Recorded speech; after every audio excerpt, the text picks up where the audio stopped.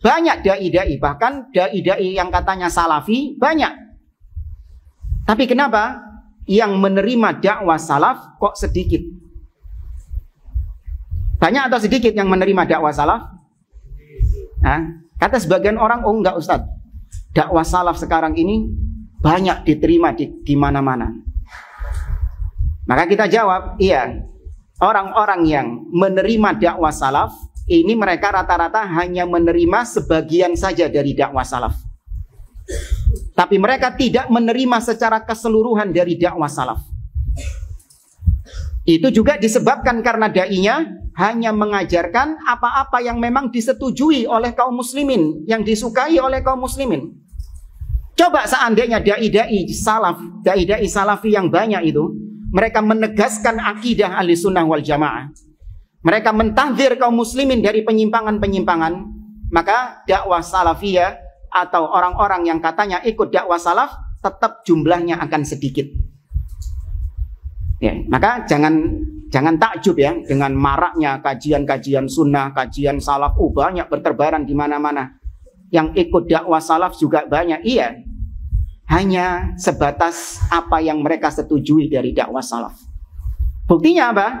Ketika kita menegaskan poin-poin akidah dakwah salaf, banyak yang antipati, banyak yang memusuhi. Bukan dari orang luar, tapi yang memusuhi dari orang-orang dalam. Kenapa? Karena kita menegaskan akidah salaf yang sebenarnya, manhaj salaf yang sebenarnya ini. Tentang bagaimana menyikapi penguasa, tentang bagaimana takdir, tentang bagaimana menyikapi bid'ah dan ahlil bid'ah. Itu manhaj salaf yang ditegaskan oleh para ulama, dan itu yang menjadi jurang pemisah, pembeda antara dakwah salafiyah dengan firqah-firqah halikah.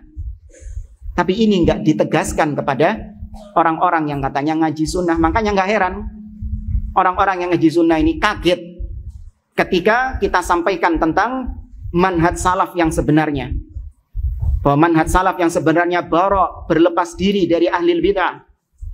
Manhaj salaf yang sebenarnya senantiasa mendengar dan taat kepada pemimpin, menahan lisan dari mengkritik, mencaci maki pemimpin kaum muslimin. Heran mereka. Baru tahu kalau ternyata manhaj salaf itu harus mendengar dan taat kepada pemimpin. Ya. Atau mungkin sudah tahu, tapi mereka nggak menerima tentang poin akidah yang satu ini. Ikut ngaji sunnah, tapi tentang masalah ini mereka tidak setuju, mereka tidak menerima, mereka nggak ridho dengan poin akidah ini. Ya, yang mereka setujui dari dakwah salaf ya hanya sebatas jenggot, ya hanya sebatas cingkrang, hanya sebatas apa misalnya, subuh nggak kunut, nggak maulidan, nggak tahlilan. Mereka hanya sebatas tahu manhaj salaf itu saja.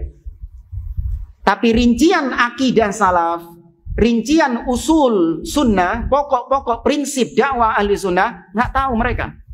Atau tadi sudah tahu, tapi ternyata mereka tidak setuju dengan usul dakwah salafiyah.